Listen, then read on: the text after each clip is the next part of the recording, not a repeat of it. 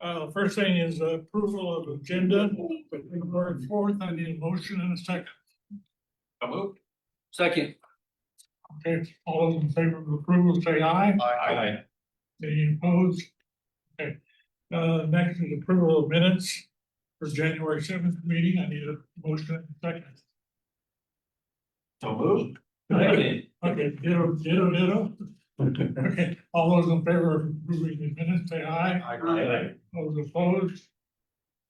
Okay. Next is staff reports. And I will say one thing to the crowd, if you want to speak, you can, but we got a 3 and 5 minute limit, so it's all that we mind. So that hurt your feelings when we cut you. So, fire department here? I noticed there were fire trucks up the road, so they might be a little busy. Okay, well, then let's go on to the police department. Good evening, Officer Berger, Patrol East, Wichita Community Policing. Can you guys hear me? Yep, Officer Berger, just 1 second for us. Oh, yeah, no problem. Burger over east. Yeah, Berger's out east. George, for Decorum, can you please take a seat? Yeah, I'm going right there, right now. It's 6:30. We started on the dot. When Mike's calling the shots, we are going. Hey, Gerald, come on in and have a seat. Might have been.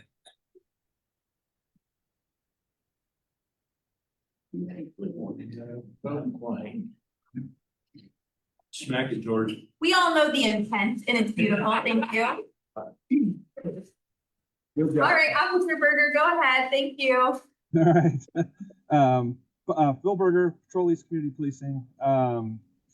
I have touched base just real briefly. We just had an academy class graduate. We have 7 new probationary police officers that are out east with us going through their field training program. That is about 3 months long, so it's pretty intensive for them. So hopefully once they complete that, they will be on their own, working as members of the Patrol East team.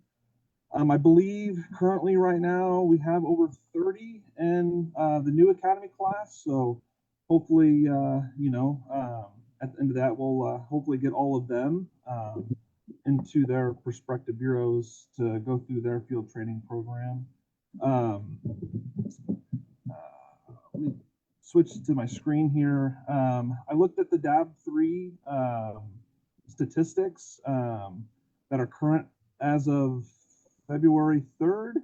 Part 1 offenses are down 31%. Those are anything from homicide to sexual assaults, robberies, and aggravated assault. So all of those are down 31%.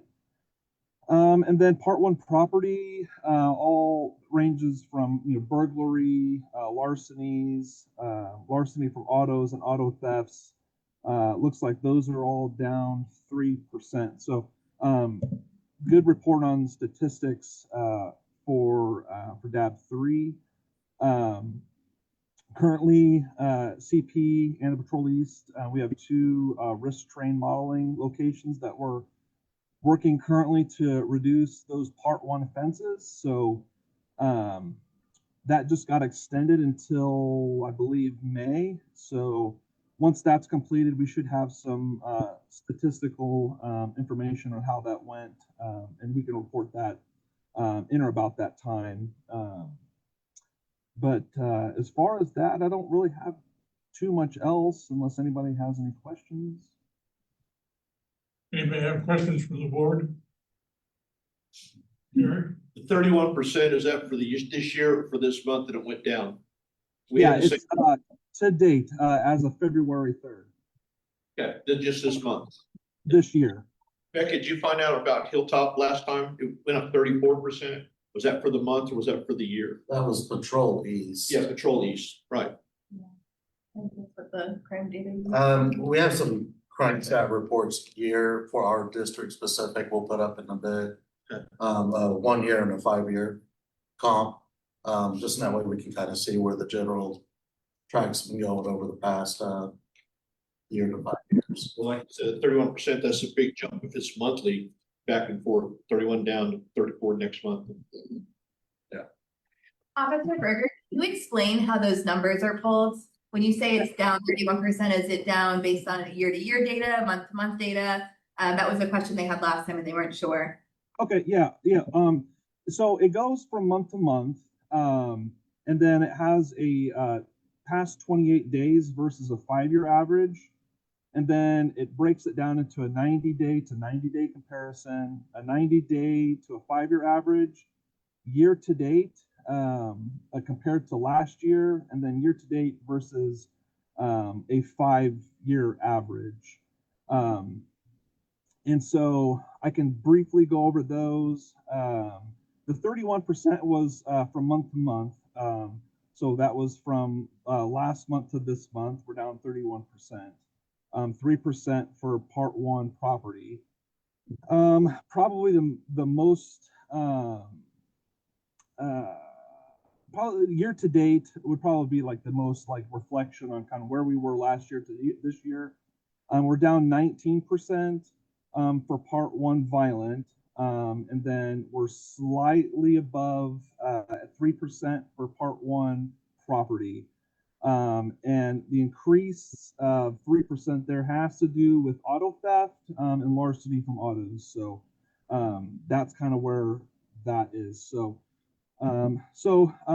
statistically wise, it's I mean, we're obviously when we're down, that's really good, and we're just up slightly from last year. So not a huge spike in crime. So not uncommon to see that. If that helps answer that question for you guys. I think so. A big spike, but that still is a spike. Okay. Any questions from the public? Okay, I guess that's it. Thank you, sir. Thank you, Officer. Appreciate you, sir. Yeah, absolutely. Have a good night.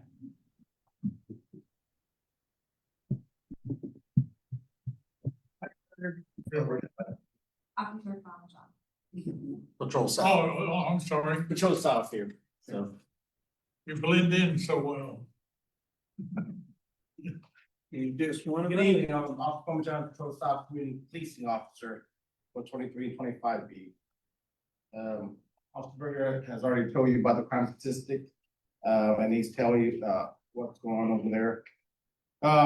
So I'm just gonna tell you about Patrol South area. We did have an accident over there, 900 South Broadway, fatality accident.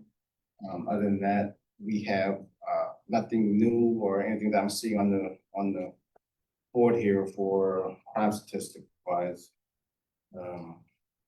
Like he said, the part one offense has gone down also on the south side, and also the part two offense, part one property crime, sorry, which is consists of burglary, larceny from auto theft, that's gone down.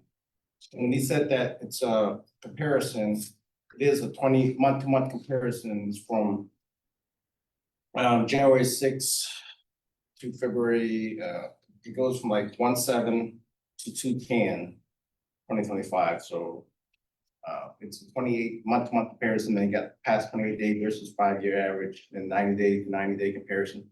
So this is all done by a crime statistic that's in the city hall. So that's how we get all of our information from. Each day we also have a crime statistic for our EAT area. Like for me, I got 2325 EAT, which consists over there with Pawnee, from Pawnee all the way up to Kellogg and from Broadway to I-135. So any question for the south side area? Any questions from the board? Yes, sir. Is there any update on South's RTM? South RTM, there's not really any update that I see, but they are compiling it. We are still doing the Broadway area, and we added a little bit of some Old Town to it too. We are still doing the same area that we did, we just added a little more to it. I did hear that there is somebody buying up Broadway and making a apartment complex, is that right, Tim? So they are buying, the church got bought. I don't know if you know the Lincoln and Broadway, that church that's been rid of, it's got bought, and some other areas got bought, so he's trying to. Officer Jameson talked to the guy who bought all that area, he is trying to make it better. He working with everybody else. They said they should get it complete by close to the end of the year. So hopefully that will go as well. That's the neighboring movement, doing all that work. So Any other questions? Any questions from the public? Whoa,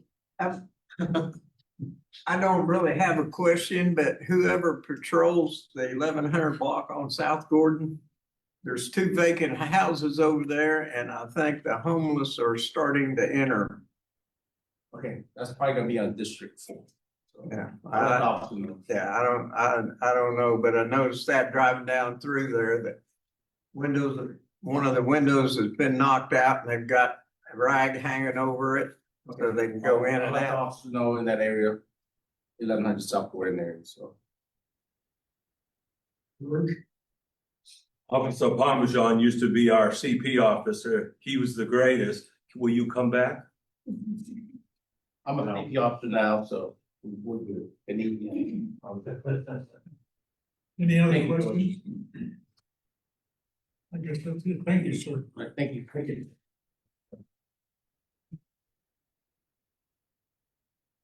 Library evidence? Yeah. Ah, From behind. you weren't guarding the cookies, you were guarding the book.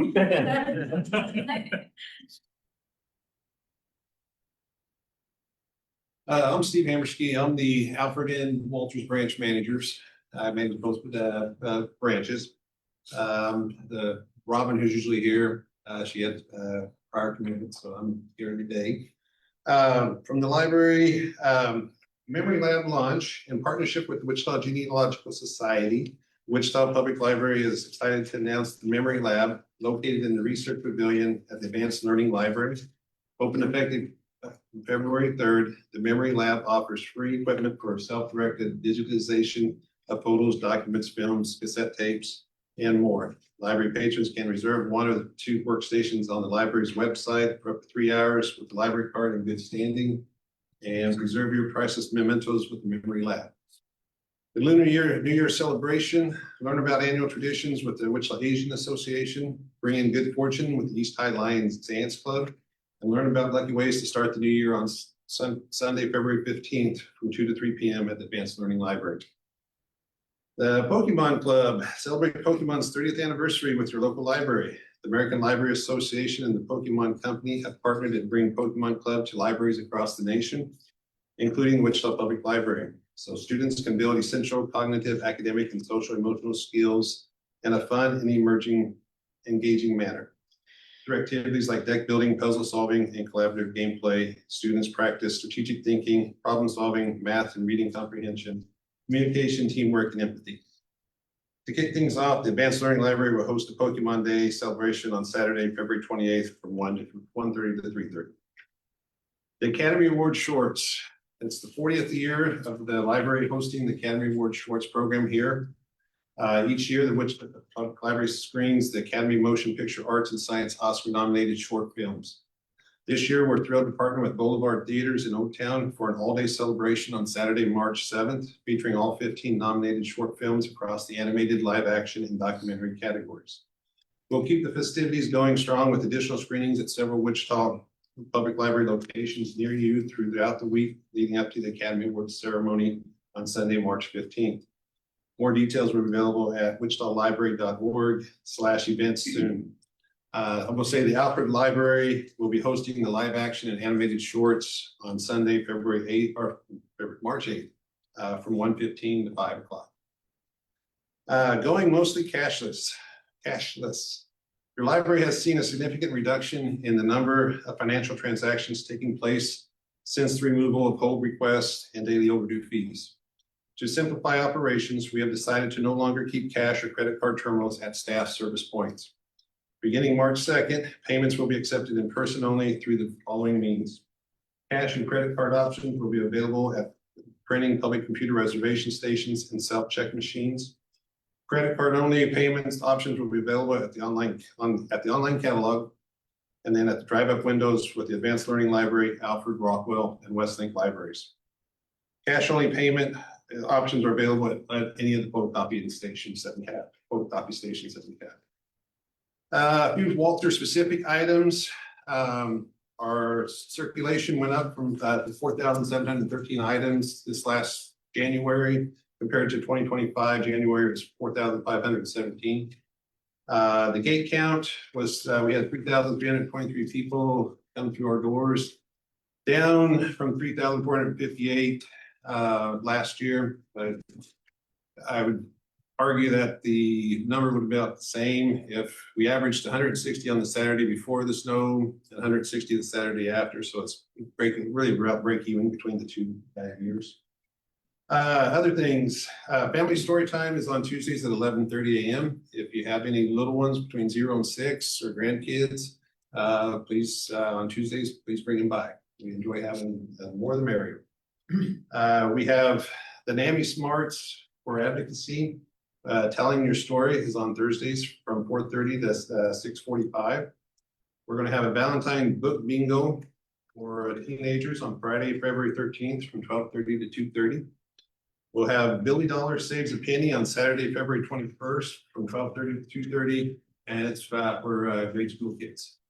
And then if you haven't already, we still have another month with this set of the Evolve Guide that the Library, the Parks, and City Arts put out for things to do, family things. And so I got an extra one back there. I'll leave this one there too. So if you are interested, please pick them up.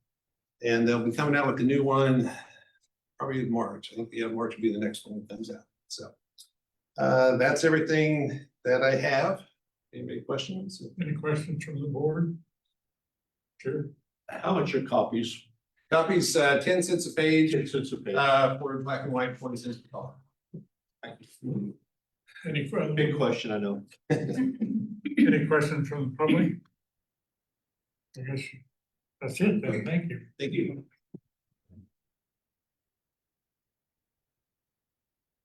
Moving on to public agenda, is there anybody scheduled to speak? Okay, You have to sign up. You do not, you can be off agenda, he's calling that Okay. next. Just a reminder that you cannot speak on any business item going before the board. is he finding us or is he fulfilling the off agenda item? He's doing off agenda. You only got 5 minutes, I'm only gonna think about it a minute. now you got 4 minutes and 45 seconds.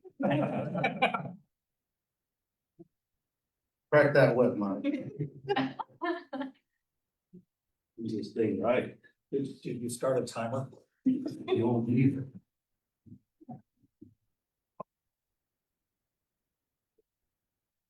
Hey, there it goes. There we go. That's it? Magic. Yeah, that is gonna be a record. Give me a hard time.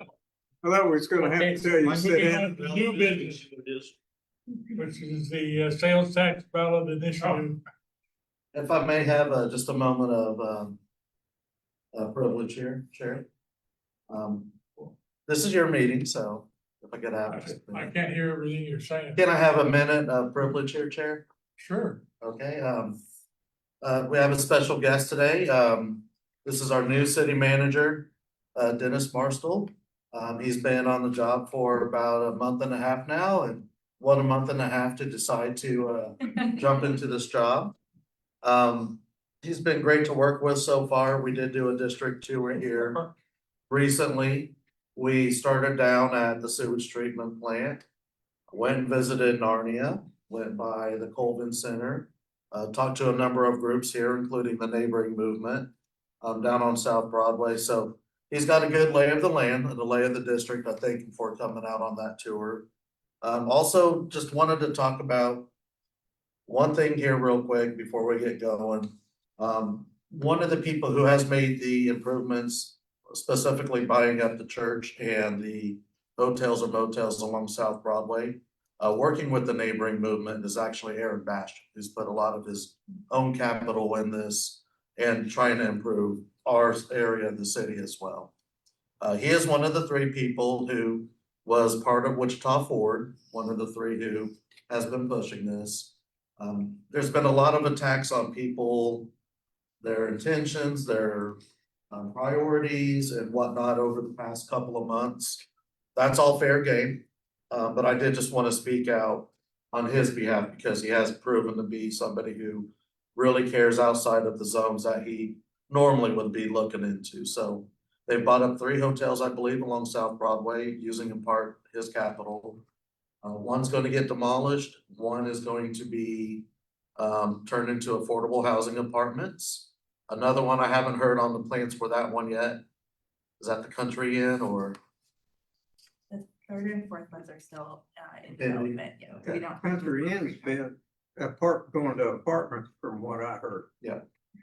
The Napa's getting demolished. Yeah, Napa outside But my big question is, where are the low income that was renting them motel rooms going to go? Well, that's why I'm glad that part of their plan is for the affordable housing units. There's a lot of people that stay in those places that, quite frankly, we don't necessarily want in our neighborhoods or end of town anymore. Not people who are low income, but drug dealers, prostitution, a lot of the things that we've been facing there. So hopefully the businesses on there will get a little more selective about their clientele and help clean up South Broadway. But again, I did just want to bring that up before we really get going in this discussion. As always, cookies in the bag. I keep you guys happy. Go for it. Like I said, the oatmeal cookies, raisin cookies, somebody got to those a little early, so sorry if those are your favorites, but they're hard to come by. But in any event, Mr. Marstoll here. Great, thank you. A pleasure to be here. Honored to be the new city manager. George, you make a man feel welcome, so thank you for your work on the sign there. But as working with all the council members, but Councilmember Hoheisel gave me a nice tour. I got to meet some folks on that tour. But really getting to see all parts of the city has been great. I've done a tour with every council member and the mayor. And so I like what I see. Certainly we've got some challenges, but have you seen from our great staff from here at the libraries to police, fire, and everyone in between? We've got great staff who are determined to do their best they can to deliver for the citizens. And so we've got a great crew to work for. I have been here for a month. And so we've had some unique things since I've been here for a month. We've had some long meetings, we've had some special meetings, and now we have this referendum on the ballot. So when I was here doing the interviews in December, this wasn't settled. Council decided to put it on the March agenda after we did our initial interviews and things. But I've gotten up to speed quickly, and so I wanted to, if you're not as familiar with some of the components of the sales tax referendum on March 3rd, I wanted to walk through that.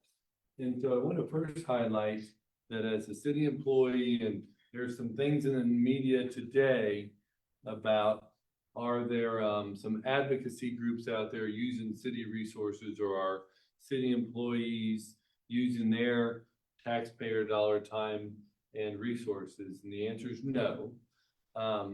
There's some other background on some of that, but I want to make sure that as city employees, our role is to educate. We cannot advocate for or against. So tonight, I'm just giving you the facts of what's on the agenda for the referendum on the 3rd. As we highlight a little bit, December 16th was when council decided to move this forward and to put it on the agenda for voters to decide. Do you want to raise the local sales tax by 1%? And it would be used for 5 different issues that we'll bring up here. But the tax, if approved, will take effect on July 1st of 2026. And so then after the collection starts in July, we would actually see the first funds come to the city in September of 2026. So there's a little bit of a lag there. The 5 areas, so the overall proposal is to do a sales tax increase of 1%. We're one of the few cities in the region that doesn't have the sales tax. If you go to some of the surrounding cities or towns, they do have a sales tax. But the overall intention was to raise $850 million over 7 years. And the state legislation says that if adopted, it has to sunset or stop either after 7 years or when the money's raised, whatever happens first. So we'll talk about how much revenue is coming in right now, but there is a cap on this. So it will have a sunset either by the amount raised or by 7 years. And then actually, so the 5 areas, 5 different initiatives that the sales tax would fund, and here's the dollar amounts. We say public safety capital improvements. We'll get into all these a little bit more detail, but 225 million. Do a revitalization of the Century 2, 25 million, but do an upgrade and expanded convention center for 225 million. Property tax relief, use some of the sales tax to offset the property tax for 150 million. Do some services and an endowment fund to fund homeless initiatives for 150 million. And then work on the construction of a new downtown performing arts center for 75 million. This is all the public dollars that would be generated from the sales tax. And so we've done estimated revenue collections. So in the first years, we said it wouldn't take effect until July. And so the first year generated about 37 million. And then you can roughly see in the out year, there's a 3% growth rate on this, but roughly $120 million is what the sales tax would generate on an annual basis. And so that's how it would come in and get up to the 850. And so that's the proposal, and that's kind of where the revenue stream, how it plays out. So there is also some effort underway by the city council. We were in Topeka visiting, the council member was in Topeka visiting with our state representatives to see if we can also do some other tax adjustments. And one of them would be, can you not have sales tax on food? The state doesn't have sales tax on the state tax, but local sales taxes are on food. So we've asked if they would consider, we've gotten a lukewarm reception, I guess we'll put it that way, but there is effort to have that conversation, and it would require state legislation. But if we did that, again, that would reduce maybe as much as $81 million from the revenue that was originally projected. So the revenue, when I said about $120 million a year is what the sales tax generates, that would be lowered if the sales tax exemption is adjusted. So also looking to explore some other things, and I'll say your council member has been instrumental in these conversations about some other things we might look at to see if we can reduce from the state homestead exemption. Can we have that at the local level? And then seeing if there are some other things we can do. So trying to have those conversations as well with some overall tax conversation. What the sales tax proposal does is really to invest in capital or one-time investments, not to take on new operating expenses unless it's covered by these endowment funds. We'll talk about how those are structured. But what also is key to this is it's pay as you go. So as the sales tax money would come in, we would then take on these 5 initiatives. So we're not authorized under this proposal to take on any new debt. So we wouldn't pay any interest rates. We wouldn't pay any borrowing fees or anything. This is all pay as you go. As the money would come in, then we would address these different 5 initiatives. So then the fact that we would have money coming in, it would also give us the opportunity to invest some of the money, as we normally do with property tax and other city funds. We do invest it, and we would get a % interest off of it. But that funding, whatever interest money we would get, would go back into the 5 projects. Is how we're going to have it. But also, we do have standards. So, there's some safeguards. And we have standards in how we invest things. We don't put in high risk investments. It's very stable. We have good returns on our investments. But there is a component on the housing and the homeless information about creating an endowment. So you take the bulk of the money and then you let it collect interest, and then you take the interest money to do housing services. So if you can get a group of money, you'll see here the 150 or $100 million. How can you have that even beyond the 7 years of the sales tax? If you can use that money to invest it, they'll keep doing some housing services for 10, 20, even 30 years.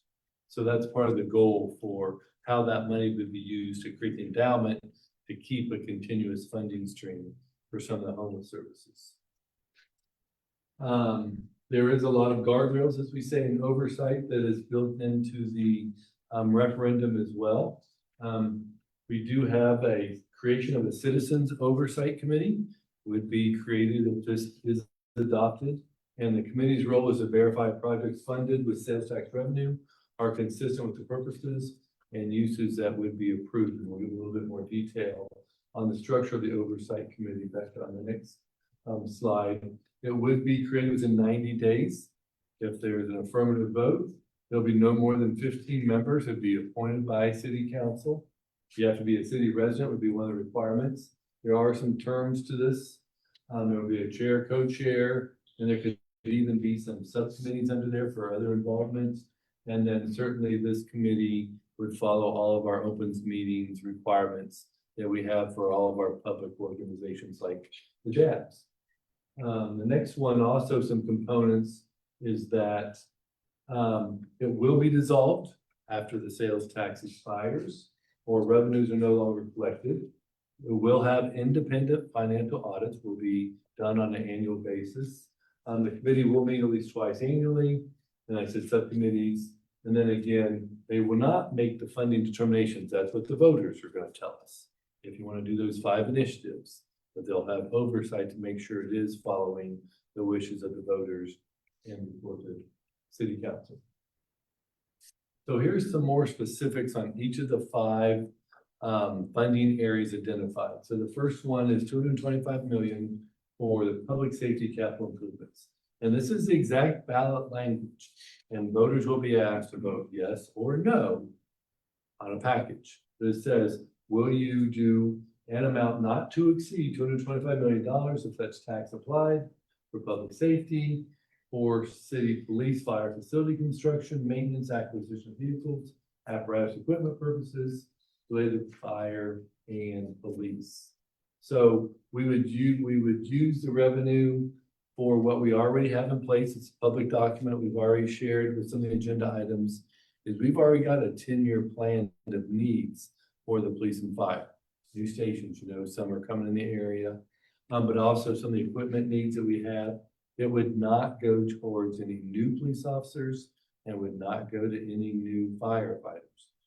Those are operating expenses. These dollars are for the capital. And so we have the projects aligned or outlined. And then here again, replace fire trucks, equipment, some breathing apparatus for firefighters, but we have the different things detailed out for folks to see. And talk about the new specialty vehicles as well, some command centers, mobile command centers. So that's what the 225 million portion would go for public safety. On the next one would be property tax relief, $150 million. Again, the question voters will be asked, an amount not to exceed $150 million to be applied for property tax relief. So right now, on your tax bill, you see tax rates for schools, you see tax rates for the county, and you see tax rates for the city. The city tax rate is 32.34 mils. The mil is a valuation on there. So roughly, we get 5 million for 1 mil. So what the proposal would be is that when the revenue starts to come in from the sales tax, we'll take the sales tax money, shift it over to the general fund money where property tax is the revenue, and reduce the mills, the revenue to the general fund by roughly 4 mils. And council is going to make a determination of what a straight mill reduction would be. Is it 3.7? Is it 4?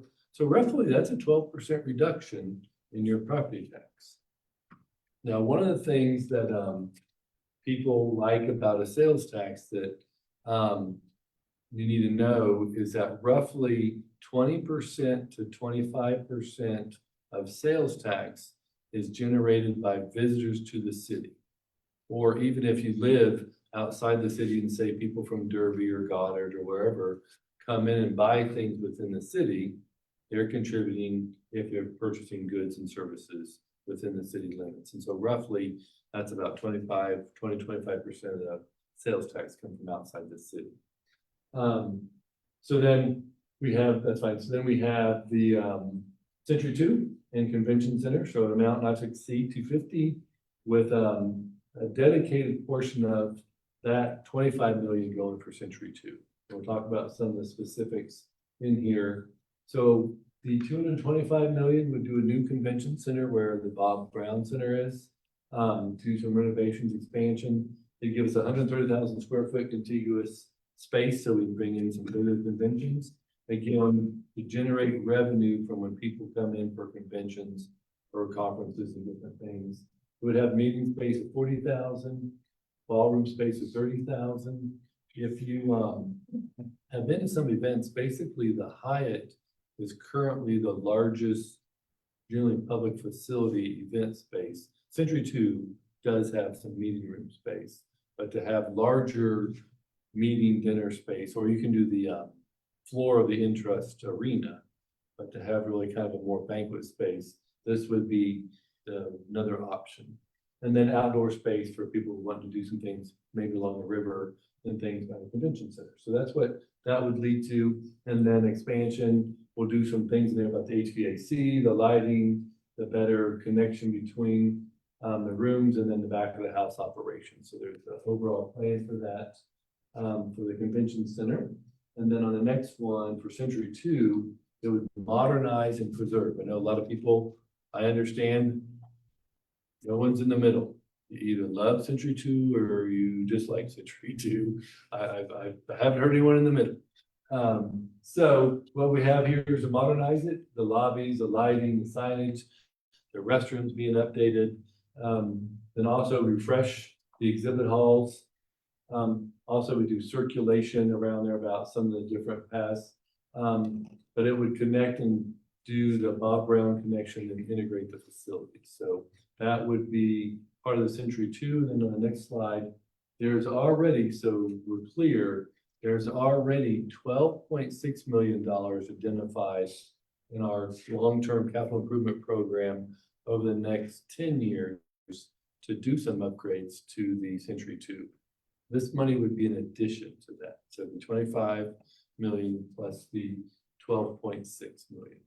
So we can do some significant upgrades to Century 2. And then this is the homeless and housing services, 150 million. And it's a little bit more robust in terms of how we're doing ongoing services. So it's not to exceed 150 million. It would be put into, part of that would be put into restricted funds.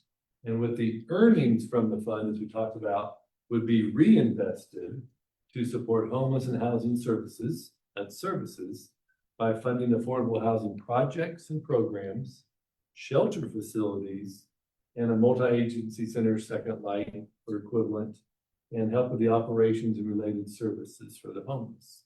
So we'll get a little bit deeper into that one. So we would start getting the money in 26 if approved. So the cash flow would start being built up. And then at the end of the sales tax term, an endowment of over 100 million of the 150 would be created to generate about 3.5 million annually to do housing services.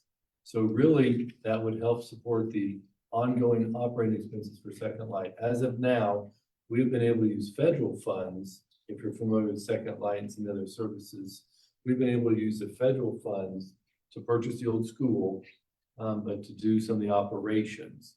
We don't have property tax money identified going forward for ongoing operating for Second Light. There's been different discussions, I understand, among community groups about some private fundraising to do some of the ongoing operating. But as of now, we don't have budget money for operating. So this would be a source through the endowment to have ongoing operating. On the next slide, this is where we're talking about the Second Light or a low barrier agency center. How it would build up, we wouldn't get to the 3.5 million for a couple of years, but through the money coming in, it'd be a step-up program. But again, we're still saying it requires community collaboration, some fundraising to offset. But we can take some of this money and leverage it against some of the federal funds we're getting, home funds, CDBG funds, down payment assistance funds. And so this would be able to add to those federal funds. On the next slide, this is kind of a whole model of how the funding would come in, basically saying where the endowment focusing on a 3.5% interest. We would spend some of that money in the first year for the shelter.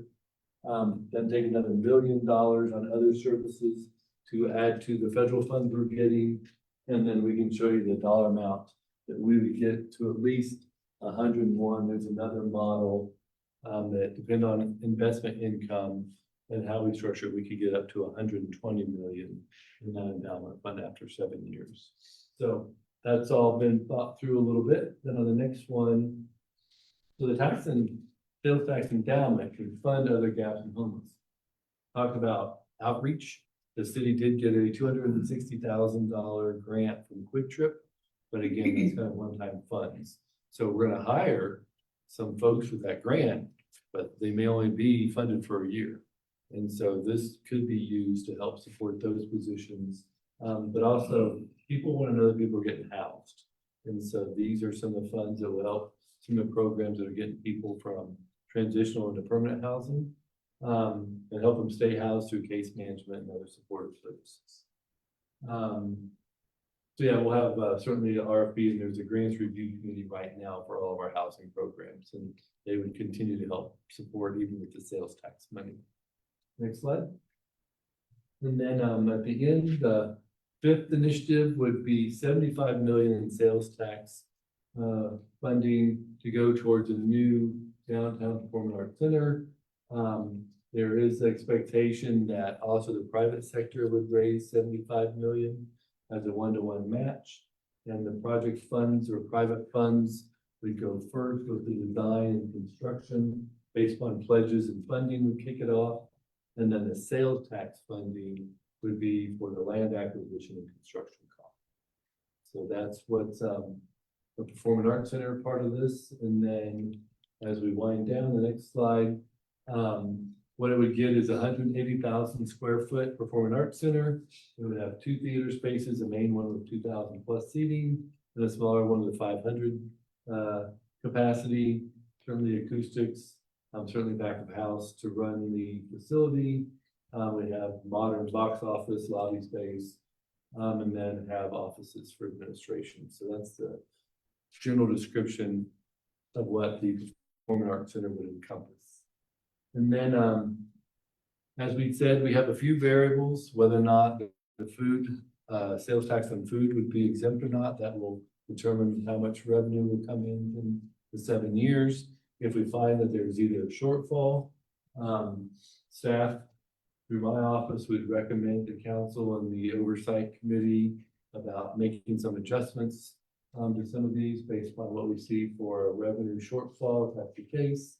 That'll have public input, and then any allocation decisions, any adjustments squarely fall to city council for final action.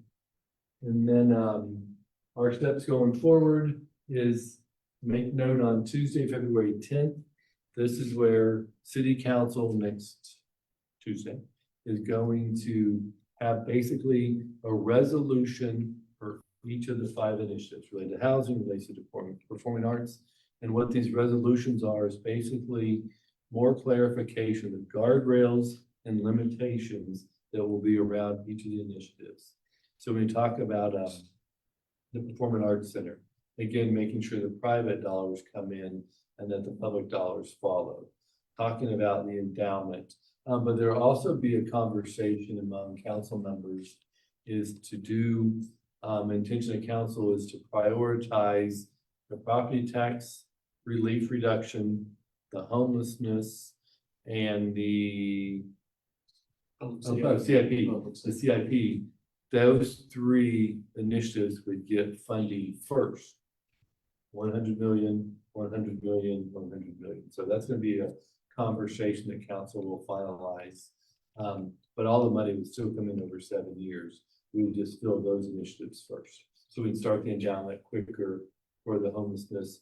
We can make sure we speed up the CIP for the public safety needs and build a police station or a fire station quicker than the 7 years. And then that will be part of the conversation on the 10th. So that's gonna be a night meeting. One of the rare night meetings that council holds each year will be at 6 p.m. at the City Hall. And so that will be the kind of the final information to share, so people have more clarity about what the ballot questions are and how it would be implemented. So glad to take questions. That's where we're at. Any Keep questions? you informed and Go ahead. Thank you very much for being here this evening. Going back to the city's lobbying for the sales tax on food items. I'm confused, because you said we don't have a state sales tax on food, Correct. right? But we have to ask the state for permission to not have a city sales tax? Yeah, they are part of a Compact. interstate compact where it gets a little technical, but because of places like Amazon, they want to make sure that sales taxes are collected evenly and an easy process across the board.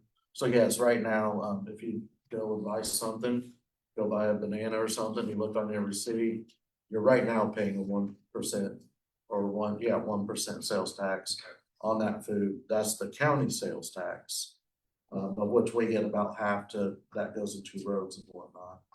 So essentially, yeah, our hands are tied on being able to lower food to zero. Okay, that makes sense. I wasn't seeing the connect, but the interstate pact makes sense. Yeah, it's like 26 states or something. Yeah, I like that. remember when that kind of came around. And they are coming out I think the testimony got moved to next week. Yeah. So they are having somebody from the Interstate Compact come and actually speak there, who's shown a little more curiosity in seeing if they can get something done to help us on it. So again, we've talked about this before. The big state legislature, they control gun laws in Wichita. We can't tell somebody they can't swing a assault rifle across their back and walk through downtown Wichita. Same thing with marijuana laws, same thing with minimum wage laws. I've seen a lot of people talking about increasing minimum wage here lately. That's something that the state has prohibited us from being able to do in our own city. So it's another one of those issues that I wish we had a little more freedom on the city level to make some of these decisions ourselves. I do also recognize that the state legislature will get some pushback from the other municipalities that already have the sales tax. Yeah. Because that will be a revenue hole for them if it's implemented. They don't want to feel the pressure from their constituents to lower the food sales tax to zero, where they already have a sales tax. And again, that's most major cities or most cities around the state actually have the sales tax currently. Anybody else? So Becca, can we bring the slides back up? Hold on, because I have to take your questions down at the same time, so give me a second to figure out how I can.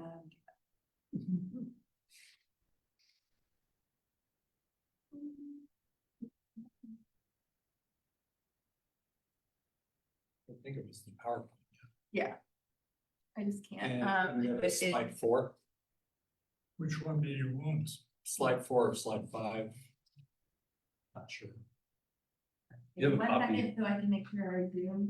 Yeah, yeah, we all have a copy of it. Hey. Oh, that's okay.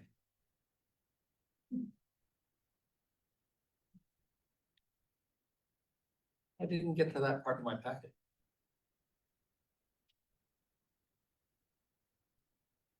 Are they at page 4 or 5? Actually, let's go to 1, 2, 3, 4, 5 It's not page numbers, it's slides. Yeah, slide 5. Slide 5. Like, I'm just wondering how these buckets were formed, what thought went into those? You mean each of the 5? Yeah, This was part of the proposal that came to us, From, from Ford Wichita, or Wichita Okay. Ford. I just found it was interesting that, you know, the convention center, as it currently exists, does have some level of revenue coming in. Yeah. $12 for a hot dog is a little crazy. You know, but they do have some revenue coming in. This would be adding on top of that. And yet the convention center is getting more than public safety? That to me seemed rather Well, backwards. if you guys remember the convention center part, I think the estimates when I first got on council were for a complete new build, 1.2 billion. So, yeah, this is a high number. Tied into that is some with Century too. But it's also building onto the existing infrastructure down there. So it seems like a big number, but compared to the other plans and compared to some of the other ideas floating around out there, it's not as big as it has been in the past. My other concern is I did not see parking anywhere in that plan. Yeah. And parking at the convention center is already a rare commodity. I mean, you end up parking 5 blocks away. Well, actually, I do think there is a word parking on there when you go to one of the other slides. Is there? Okay, Because- because I because didn't notice Your that. concerns have been heard in It's others. certainly something that we would Yeah. need to look at for that area. And remember, if we're making a comparison though between public safety and convention center, all this is a 7-year plan. So the convention center would stop receiving money. Police and public safety and fire, they'll still get capital improvement dollars in perpetuity. I mean, so they'll Right, still, right. so. I But don't the know. if I put convention them- center currently gets some funding. Some. Some, but yeah, that's why I wouldn't put the two in a comparison, but that's all I'm saying. And I see overlap between convention center and performing arts, because the convention center, Century 2, is currently our performing arts center.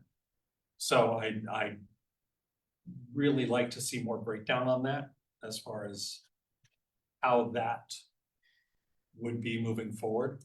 I have been very vocal in my not so much support of this. I'm not gonna say that I'm against it per se, but it's being sold to the public as a property tax reduction bill. And I don't see that happen. I mean, yes, the city may reduce by 20 mil their city portion, but there's nothing in there that if you reduce the cities by 20 mil, right? City suddenly has lower property taxes than other areas. We see a bunch of people move in, that increases values, which increases their property taxes, and we end up right back where we are right now. I think there's a lot of questionable math on that particular area. Actually, no, I would make sure it's 4 mils, not 20 mils. Make sure, actually, the math is fairly straightforward. You take the sales tax revenue. Right. That comes in. And you slide it over to the general fund. And you Right. reduce the property tax revenue. From 32 to 28. And are you talking like the actual real savings seen? Is that more what you're talking about, like? I Well, don't think yeah, that there's 4 that mils too, that they necessarily. came out with their calculator, which is questionable. But then, you know, you go back to the May meeting where the city was saying, oh, we're gonna have these huge deficits, and then they came back and said, oh, well, we're not, so we're gonna reduce property taxes by a quarter, $500,000, you know? And I feel like there's a lot more education that needs to be done on this, because I don't know that we've been given really good information.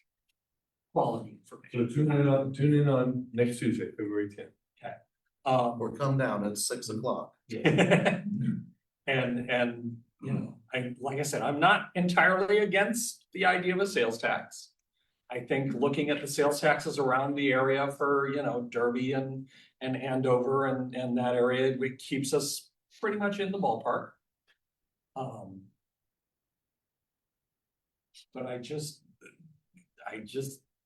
don't see the property tax savings being ultimately as big as everyone seems to think. I will say that a part of it, and that's Tuesday. We're defining that a little more. You guys have heard me talk about the homestead tax part. That's my hope, is that it can't be targeted, so it can be felt by people who legitimately need it. Yeah. More than just like, I don't need a property tax, or it'd be nice, but it's not altering my lifestyle either way. But there is a lot of, especially seniors in our district too. They are living paycheck to paycheck like that, and they could get up to $250 a year in property tax relief. More like 143, but okay. Well, the homestead, if we match the homestead. Yeah.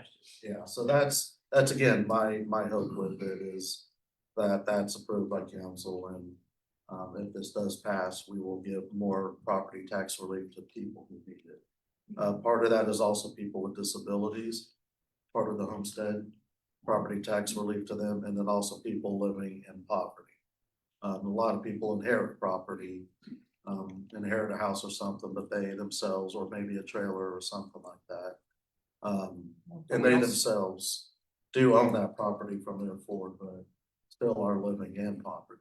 So that's again, my hope, to make this as least regressive as we possibly can. But in District 3, we also have a lot of people who've inherited those houses, who have now signed them over to property management companies and are basically running slums. Yeah. They're gonna get a property tax cut, and they're not gonna invest in that property and reinvest it into adding to the city. They're just gonna take it and put it in their pockets. And There are, and there's a lot of people like Rich over here who their property taxes go up and they increase their rent to kind of match it. Not all the time, but I mean, that's, cheapest rents in Wichita. I'm telling you, when I get kicked out, I'm coming to you, Rich. Hey, we're getting out of line here. It's questions for the board or Mike, and then we'll get to you guys.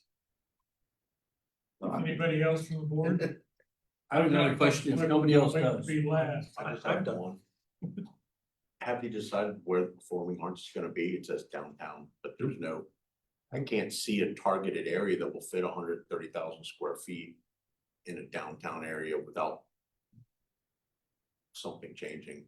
No, the conversation will begin in earnest once we know the results of March 3rd. Did the library get protected status when Century 2 got protected status? So Don't we can believe so. The get rid Bruno of that library building downtown? John, Anybody can I else? just take one of these at a time? Talk about wanting to knock down the library. Boy. Anybody- I don't care for the brutalist style of architecture. It's just. You got another question? I do have another question. I've heard conversations about, and I just am looking for clarity, is this binding past the current elected officials? Or down the road, could they change their minds and use this money some other way than how it's being laid out? No, we will be bound by the language on the ballot. We will be bound by that. So that's not good information that's being spread. The information I think they're talking about is more of the resolutions that we will be passing. Those will be fluid, like future councils could come and do that. I would say you're not looking at. I mean, you're looking at elections here in 2 years. You're looking at probably a pretty stable council over the next 3 or 4 years at least. And again, the future councils will be bound by that language as well, the ones on the ballot. So this is just more refining what our plans are if this passes, and what we plan to stick to. The homeless housing is the only one that's going to get the annuity fund. Correct. And that will have its own overseeing board. Well, how we do, there's some existing groups in play already that review things. That could evolve over time, but there's already a review process on board for a lot of our housing grants. Okay, I got two things I want to bring up. First one is land use policy, where you try and develop areas in the city that have went downhill. maybe knock down buildings and improve the surrounding areas and see if it'll attract people more into the city rather than spreading outward and having to do safety in the way of police and fire. So is there any thinking about what they're gonna do with the areas in the city that are deteriorating? Aside from the sales tax, not related to the sales. Yeah, I tax? mean, use some of the money for. None of the sales tax money would be used for a program like that. We have some existing nuisance abatements, but when you talk about economic development, a lot you get into landowners and what land is available, but not really connected to the sales tax. Well, I didn't know if it was trickle down effect. Okay, the second thing I wanna bring up is taxes there's no fun in that thing. I mean, if I'm walking downtown and they're building the new convention center and I say to my 9-year-old son, well, there's where your tax dollars went. He has no concept of what you're talking about, but after you get it built, if you have maybe every quarterly some kind of program for children that they can go to the convention center and realize what the city did to bring talent in and bring entertainment in. I've had What do you do? They're called gun shows. Gun show. Well, as long as they pay to use the facilities, I don't care what it is. I've had a dream and I had no way of fulfilling it because I don't have the money, but are you familiar with Clamp Park? Have you been by that? Sure have. Every time we redesign a bridge, I want us to put a mock famous bridge on top of it, like the Golden Gate, Brooklyn Bridge, whatever it is. I think if we had a park that had different, because they got fishing over on the county, and that's attracts people. We have walking, and it's being used a lot more than it was as golfers. But we need to create areas that bring in those 20% tourists. Even if they just think about driving in for a town to walk underneath the Golden Gate Bridge, I don't care. So that's what I mean by fun. And the last thing is I've always thought we should work in conjunction with corporations like Quick Trip and Speedy Gas, whatever. And we have specific trash bags. And we can see if the Girl Scouts, Boy Scouts, church groups want to pick up trash, and every 40-gallon bag they turn in, they get $5 or whatever kind of money. And we maybe have a trash day where we walk the city. It's not necessarily fun, but when you get rewarded at the end for your group, you feel like you accomplished something. And I've always liked Wichita to be the city that is discovered new things to do, and we're on the national news for something that nobody else thought of. So that's the kind of thinking I want to see out of City Hall. Good feedback. Thank you very much. Thank you. Like, it has nothing to do Any with. questions from the public? Yeah. Gotta do, or you got one from the public here. Oh, happy. Yeah, I'm curious, and I'm just not sure how this works, so I'm hoping somebody can inform me, how the ballot language was created. With Shop Forward made the proposal, council digested it, our law department finalized it to be in compliance with state statute language. And so I think council had the final say through an ordinance of what the ballot language was. Following up on that, is there, because I know that there's been a lot of want for the pieces to be separated out so people could vote on it individually. Is that a change that can be made at this point, or since it's been publicized? It's done, so for all or nothing, you vote yes on the sales tax or not. Never ballots when that or overseas ballots have gone out. That whole last ditch meeting that we had 2 weeks ago was, the ballots were gonna go out starting that Friday. So we had to make that decision. I did make the proposal to split it up into 5 separate buckets. It failed. 4-3, I think that was 3-4. So yeah, I still get people tagging me, delay it, take it off the ballot. We can't at this point. Yeah.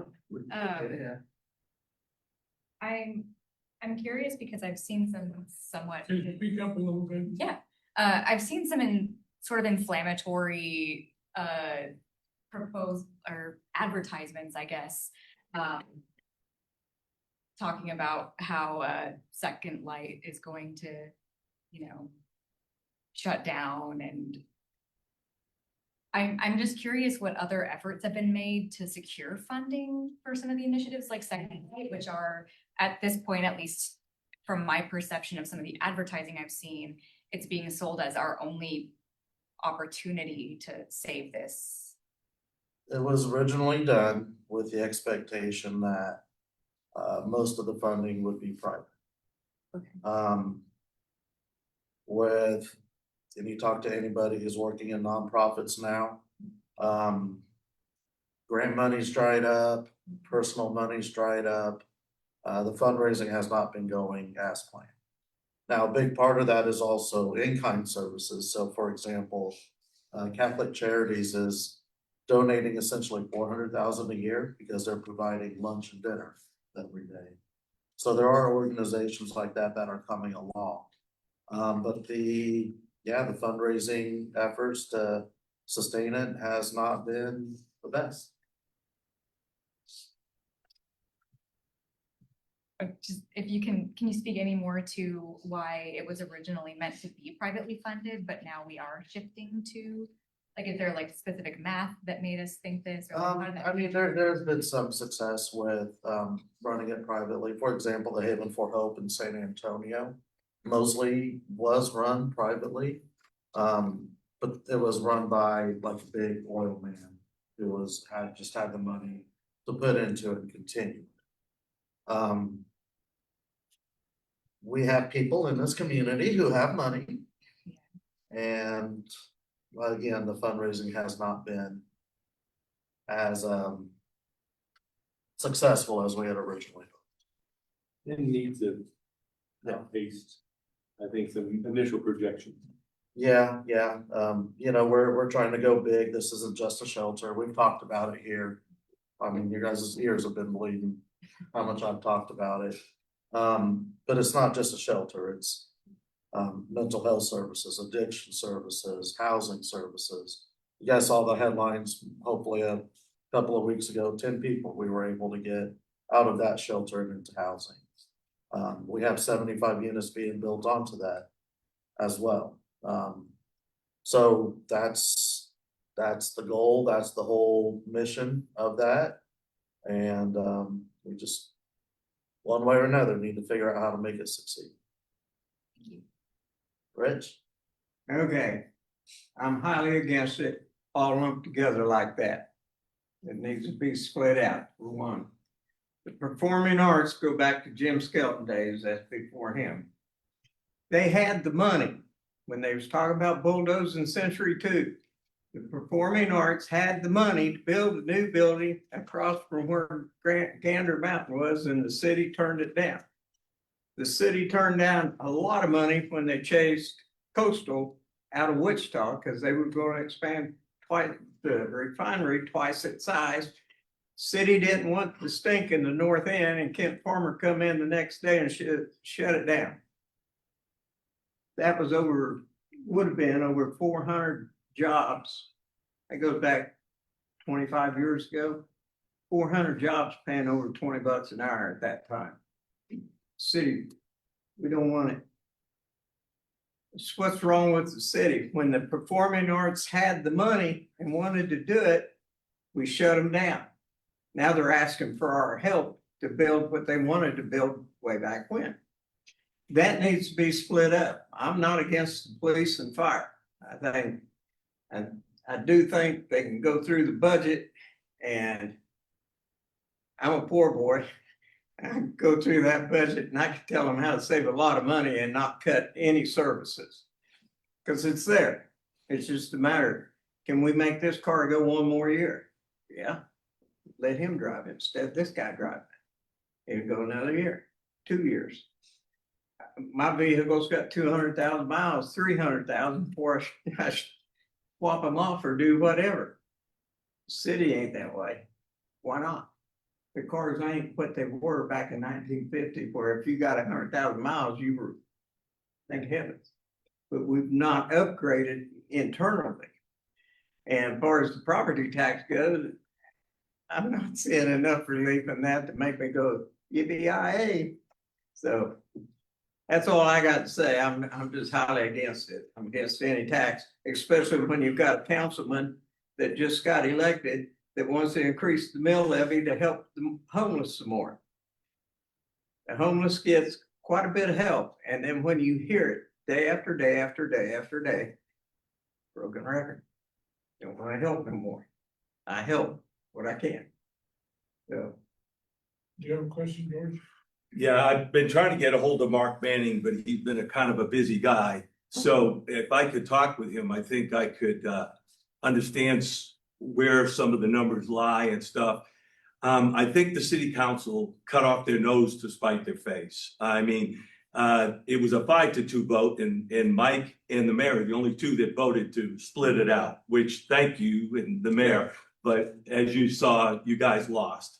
I will make a statement right now. I will not come before another city council meeting. And the sad thing about that is if it passes, because I think in August, I think we could get there. I think people would start understanding, they wouldn't think everything was done, whatever they're thinking.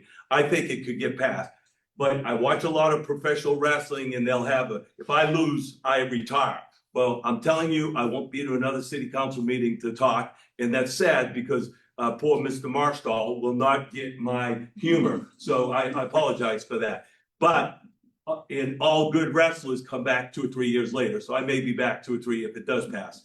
I was asking my wife how to spell Mr. Marstall's name. She said Mars and tall. And I said, well, he's definitely not from Mars and he's not overly tall. So I'm gonna have to come up with something different. So, but anyhow, thank you.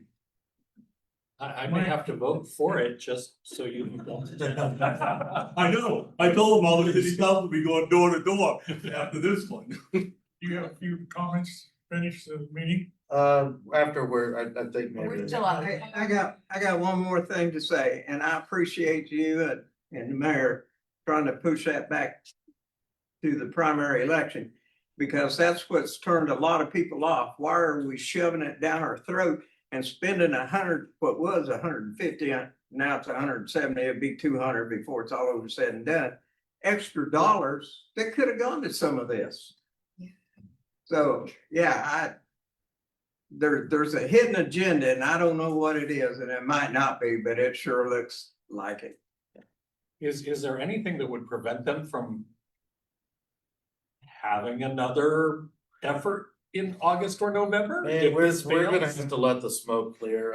There's another aspect of our budget that is kind of hanging over us right now, and that is at the state level.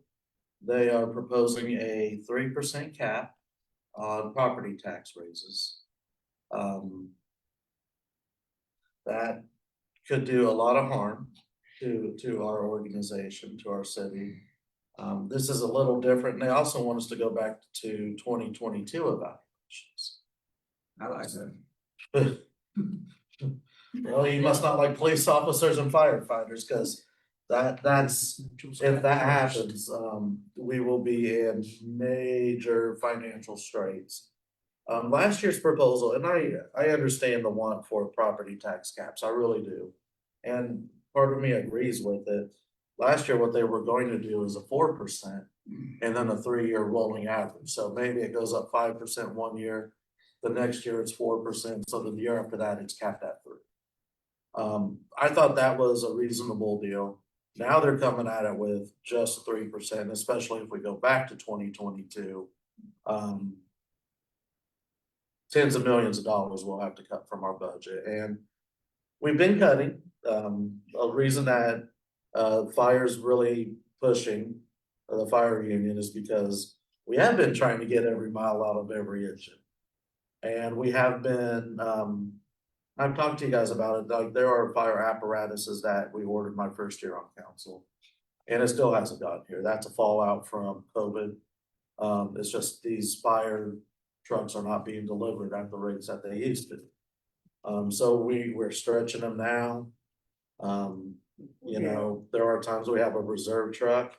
That reserve truck is almost always in the cycle because we have fire trucks go out, they need maintenance. They need a little more care than, a lot more care, so that's a big part of it too, as far as the CIP goes, is, we've made an effort. In my 4 years, we took money out of a luxury lake project in northwest Wichita and we put that into fire stations.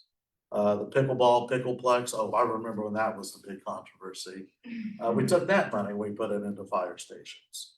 So we've made an effort over these last 4 years to really prioritize public safety, maintenance of our buildings, try and get away from some of the superfluous stuff that we see out there. And really try and take care of basic needs first. So we've been making that effort. This is the proposal, yeah. I mean, like I said, I voted to delay, I voted to chop it up. Okay, It yeah, is you what can it save is. money on the road paving that they're supposed to be doing. Did that fall by the wayside, by the way? Dirt roads. Yeah, where they was gonna start No, paving them? we're doing those, the next year will be the end of or this year will be the end of the paving dirt roads by schools, and then after that, we'll be getting into some of the neighborhoods. Say if you had every homeowner pay $5,000, nobody would object and they'd do it. We're gonna get back on track with sales tax. I know Nicole had some questions over there. I have a couple, but they're very short, hopefully. You talked about mail-in ballots for early voting. Will there be any in-person like options, like the courthouse or anything? Oh, yeah, there will be early ballot, you had to have requested a mail ballot, you still can request a mail ballot. Can't hear. You can't hear me? We can hear you. Okay, Couldn't hear. Early can She hear was you. asking about The early question. mail-in ballots and early polling. yeah, so it'll be just like a regular, most people, it'll be the regular polling places, on March 3rd. And if you want, you can go get on the Sedgwick County website and, apply for a mail ballot. Now, this will be, and this is where some of the confusion comes from. This will be the first election that mail ballots will be required to have been in on election day by 7 o'clock. Used to be that there was a grace period up to the Friday. And that was, it still had to be postmarked by election day. But, they would give it extra days, especially with the post office now. For the mail ballots to get, I mailed a check to somebody who lives a mile away from me and it literally took 2 weeks. Yeah. So, just FYI, if you do that with the mail ballot, there's drop boxes, there will be drop boxes. But this is the first election that Tuesday at 7 o'clock. That's it as far as the mail ballots go. Well, and a lot of mail that is mailed in Wichita doesn't get postmarked here. So, you know, it's ridiculous the way, the way they're doing it. And it might take 7 days. If you mail it today, it might take a week, honestly, a week to get there, which is insane. But And they also have early voting. Yeah, and then we'll have early voting at the county website or county courthouse, I'm sorry, yeah, it's a long day. Is the city planning on doing anything for July 4th? Yeah, our, Becca's part of it, the committee that we have with Visit Wichita. Planning some events around the big 250. I'm gonna skip town because I know fireworks are going crazy. And I know everybody's just gonna be hammering city council at that time If the too. sales tax that goes and starts July 1st, you'll have that first weekend. of What do you revenue. think, Mike? Alright, Nicole, you had some more questions? Yes. Do you foresee having answers around the food tax from the state before the Please election? speak up a little bit. Do you foresee having answers around the food tax questions that we had as far as the state before the vote, or is that probably something that's gonna take a while? I doubt it. I doubt it's done by then. Part of what we're talking about here with, some of what's gonna happen on Tuesday is ensuring, and we've talked about it too, ensuring if that doesn't happen, we will find ways to help people, needy people. such as the LEAP program, which helps pay for utilities for needy people. There's a couple of other ideas we have out there. So we will be trying to get funds back in to help make it a less regressive tax, using some of the savings from this to help offset that. Also of note, if you are WIC eligible or you get food stamps or something equivalent, that's not taxed. So, but you'll still be paying that sales tax on everything else if you're a low income person. But at least it's not that bare necessities that you have. You also mentioned tax relief, hopefully being focused on those who need it more. Would that be through a resolution or? Yeah, that's the plan. Again, we'll be talking about it on Tuesday. I feel pretty good about that one. Just doing what we can to make it as least regressive as we possibly can. Last one. The Citizens Review Board has been mentioned several times, and I think that in the language, it says that city council would probably be picking those people. Has there been any more like thought to that process, or kind of putting it off since we don't even know if it's gonna happen? There's been thought to it. There's actually been some discussion about naming members to that board before the vote. So that way they can see that we're actually serious about having people oversee it who are serious about taxpayer money and the literal language of the resolutions and the tax language as well. So there's been discussion about that. I don't know if we're going to do that, but that is very much, and that's also based off of what they do down in Oklahoma. The MAPS program down there, they have citizens who sit on the board and they say, yes, this is a good use. So they'll say, okay, we want a new fire truck. They bring it to the review board. They say, okay, that money that you have there, that $5 million, that can go for that fire truck. So that'll be their job, is to check and balance on us, the government. George? To make a motion to elect these two to that board, and Richard and I are too old, so you need some young folks to take us on to the next. You don't have a voice anymore. You're not coming to council. Oh, yeah, that's right. No, only if it doesn't pass, I said. I have a Wait, you're saying if question. you You got a job represent spot. somebody or just If it yourself? does, what? When Do it- you represent some group? Yes. or- When it fails, You're it just gets turned down. Or the library. What's the city gonna do? Have they thought about that? Well, that's kind of what John was asking earlier. Like I said, we'll have to see what happens on the state level. I can imagine we'll go through the CIP like we normally do.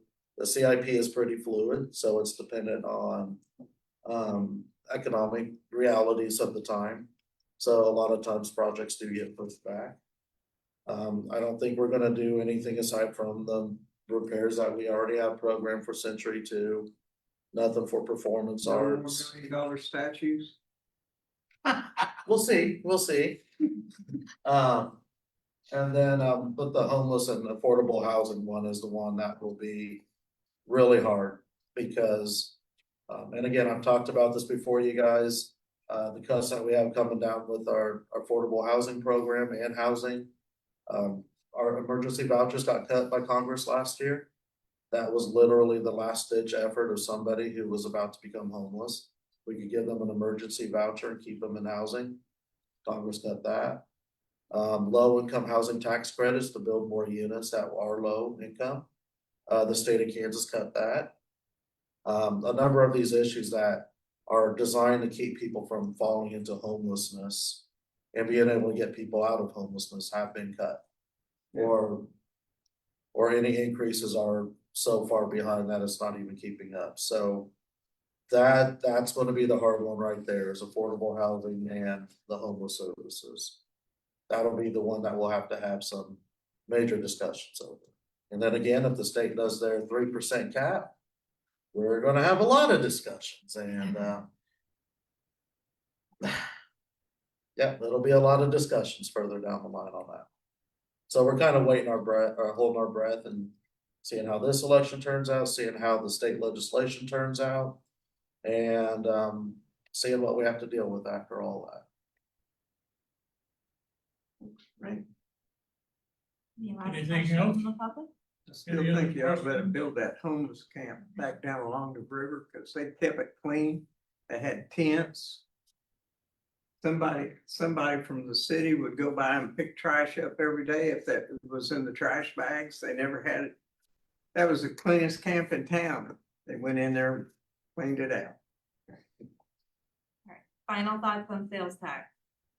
Are we Well, no. off the sales tax in We're general? trying, we're getting there. Anybody have anything else they want to bring up before we adjourn?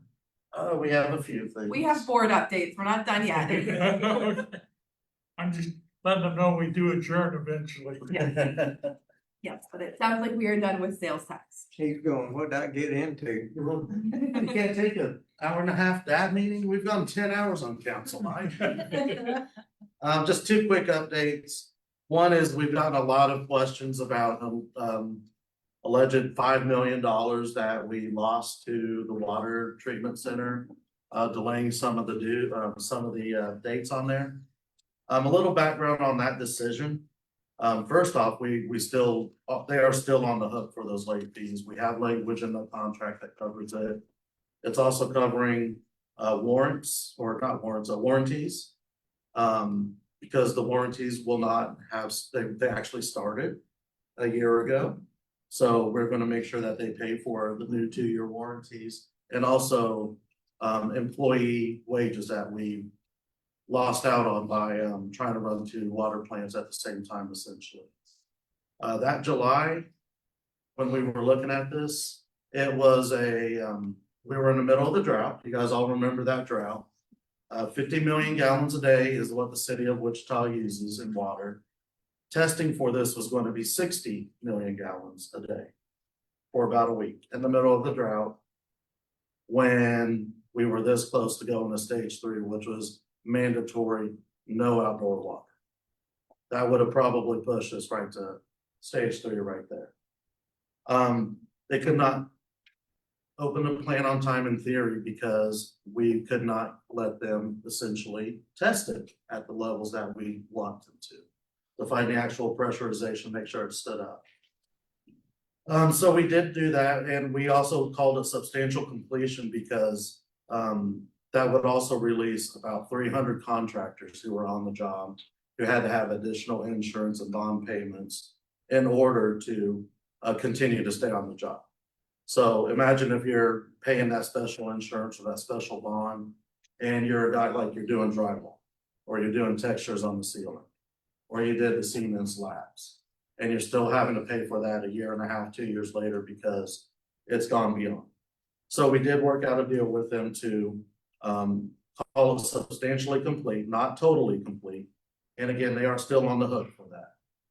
Also something of interest. Right now, they would actually only be about $2 million fined as far as late fees. So it could be up to 5.8 million. But again, we have that covered in the contracts as well. When people also say, read the contracts, the contracts are like 2 binders, this big, full. So it's something that there was miscommunication with staff as far as letting everybody know that there were separate provisions that covered that. I think that's been ironed out and rectified. But again, I've seen that come up quite a bit, and I did want to offer an explanation for that. The other thing real quick, district breakfast got moved back a week. Valentine's Day, I know I look around here and see all the good looking people. Y'all have dates on Valentine's Day. So we're actually going to bump it back to the 21st. Also, the city manager will be the guest, and he will be out going back and seeing his lovely wife back in the Carolinas on Valentine's Day. So we wanted to make sure that we give him the opportunity to come out and meet everybody for our district breakfast. So same time, same place, just a week later than it usually is. Where's that at now? Christian Faith Center on Pawnee and Hillside. Yeah. Becca always gives an address because I have the worst memory. 3310 East 30. Pawnee, Yeah. So just east of Hillside on the north Right. side. great breakfast, great breakfast. Good break. With that, Becca does have a couple other announcements. But if you guys have any questions while I'm up here, and you can't let me go early, man. I have 2. When do the meetings start for the $20 million from the federal grant for the Broadway corridor improvements? I'm getting an update later. Dennis actually spoke with me about that today. Don't have the timeframe right yet. And you made a quick mention about rolling back to 2022 taxes. Will that affect those of us who've had our taxes reduced? Because if you roll us back, that would be a huge increase for some of us. That would be a good question to reach out to your state representative or state legislator. You just have to fight them again. I don't answer to Patriots fans. So city manager, please, our last city manager, his wife stayed and he came here. Please make sure you get your wife here as soon as possible. Okay, thank you. All right, with that, I'll turn it over to Becca. All right, y'all, sorry, I don't usually keep you all, but I. Oh, crime stats too. Crime stats, yes. Do you want me just to send those so we don't keep them in mind, or do you wanna go over them? They're nodding, yes, I'm gonna say, we'll send the crime stats. That's All right, I've got a couple things for you all as board members. The first, the city is asking for about 10 minutes of your time to complete the Downtown Wichita Safety and Experience Survey. You'll be receiving an email with the survey link within a few days. As members of the District Advisory Board, you're a vital link between community and city leadership. We are currently gathering feedback to better understand how you and the residents you represent perceive safety and your overall experience in the downtown area today. Why are we doing this? The city needs hard data to help shape future initiatives and budget priorities. Your input here goes directly toward making downtown a place where everyone feels they belong. A few quick things to know. It is anonymous. The survey is voluntary and completely anonymous. We are looking for your honest perspective, not the polite answer. The why matters. You'll see a few places to type in your own words, especially regarding what has changed downtown and what one specific thing the city can do to improve safety. Please be as specific as possible there. District tracking. Please make sure to answer the first question regarding which DAB you are representing so you can track feedback across different parts of the city. The anticipated subject line of that email should say Downtown Wichita Safety and Experience Survey, and we will know by the end of the week what email address it is coming from, so I can let you all know who to expect that from. And I'll send that all in an email as well, so you don't have to memorize that. There are a couple technology changes coming to district advisory boards. They're all rolling out at their own pace. We are looking to target March for ours. We will be transitioning from Facebook to YouTube. That is partially because Facebook no longer stores video for beyond 30 days. So all of our past videos just disappear. They don't. We download them and we upload them to YouTube. But if we were to rely on Facebook, it would go away. We wouldn't have that preserved history of what happens at our district advisory boards. So we'll do our live streaming to YouTube, and that will continue to just hold our videos there. The other major changes will be moving from Zoom to Teams. Won't be a huge significant shift, other than you'll get a different link and things will look a little different when you're operating online and remote. This is to help us utilize one service instead of multiple services. We were just talking about cost reduction efforts. Budget, yeah, there you go. Right now we are paying for our Teams certifications as well as our Zoom certifications. So since we already have Teams in our Microsoft contract, we're hoping to get rid of the Zoom contract and bring down some of that budget cost. So we'll be piloting that next month in March. I'm gonna send a whole bunch of shit. Sorry. It's okay, we have it on video. I'm sure there are many videos, of all kinds of things we've all said in this room. I'll be sending that all out to you all as well. So you're gonna get a bunch of updated links and different addresses to go to. You're gonna see a bunch of shifts on our web pages and in our social media stuff. We'll be sharing that out quite a bit on our public social media because we want people to be aware of that change so that they can access everything appropriately. As representatives of your district, if you can help share that information out, that would also be greatly appreciated. There is an Excellent in Public Service Award that is closing on Monday, I believe. February 7th, I think that's Monday. From Sunday? Saturday. Not on my game today, guys, sorry. Saturday, that allows you to nominate a City of Wichita employee, a Sedgwick County employee, and a Wichita Public Schools employee that you believe is hitting the highest standard of service. In District 3, if you've gone to the Walters Branch Library, if you've gone to the Linwood Recreation Center, if you've stopped by the Colvin Neighborhood Resource Center, you've interacted with a city employee who I'm sure has offered you fantastic service, and hopefully you've been able to appreciate that. There's also staff who've been helping clean streets with the snow removal, who come in and fill your potholes, who deal with all of the many different issues you all report through the city app to me, through phone numbers of the cities. So we're encouraging you all, if you have a person that you can think of that has done a really great job for you in the past year, that you take a moment to recognize them. Also with the county and the public school side as well. Last two final things. Next month, in March, is Mike Loop's final meeting with us. He has been serving for 8 years on our district advisory board. So that is a really big deal. We have down here in District 3 often done potlucks for send-offs. So I'll send out an email for everyone to sign up if you all are in favor of that. Not demanding, but if you would like to have a small celebration in Mike's honor at our next meeting, we can do that. And then in April, you all are getting re-sworn in for those of you returning. So if you can, please prioritize being in person for that meeting so you can do your oaths and sign your paperwork. And we don't have to hunt you down and make sure you're all official. Can we make sure that curse word is in the minutes? I will put it in the minutes for you all, and then I will put a different version on.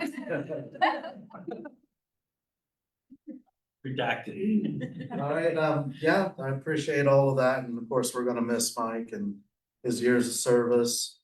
We're gonna lose one of our 3 Santa Clauses on District Advisory Board. But he's still gonna be out there. He goes to our neighborhood association meetings, knocking doors, helping take garbage cans back, so. It's been a valuable piece of South Wichita for a lifetime now. Yeah, when I began this, I had a full head of hair and it was red. And also, when you're looking at the crime stats, there will be a 1-year and a 5-year, and this is District 3 centric. So that 5-year would have been the year before I got on council. You're gonna see mostly blue on there, mostly reductions. I think aggravated assault and car thefts are the only 2 out of the 1 and the 5 years. Now you're gonna see an increase on. A lot of that credit goes to WPD and backfilling the recruiting. A lot of that credit also goes to just new ways that we're looking at addressing violence and crime in our communities. And some of that's also kind of the insanity from the COVID years that have petered out over the years. So take a look at those. Again, I think we'll be pleased to see just how much crime has gone down in our district over the past year and 5 years. So with that, I always wish you guys good health and safety, and I appreciate everything that you guys do. Please come down and eat for breakfast. And vote. And vote, yes, whatever way you're gonna vote, please. Democracy is very much needed at this time in our country, so please get out there and vote. Got a quick question for you. Walmart's just about ready to open up their gas station and pumps. And the big concern I've heard is the homeless and the vagrants bugging people up there. Have they said anything about security or anything up there? Not to me. I mean, I'm all for the station going in. They got one in Emporia and they're a dime cheaper than anybody else, and I like saving money, so. Yep, I haven't heard anything. Yeah. about it.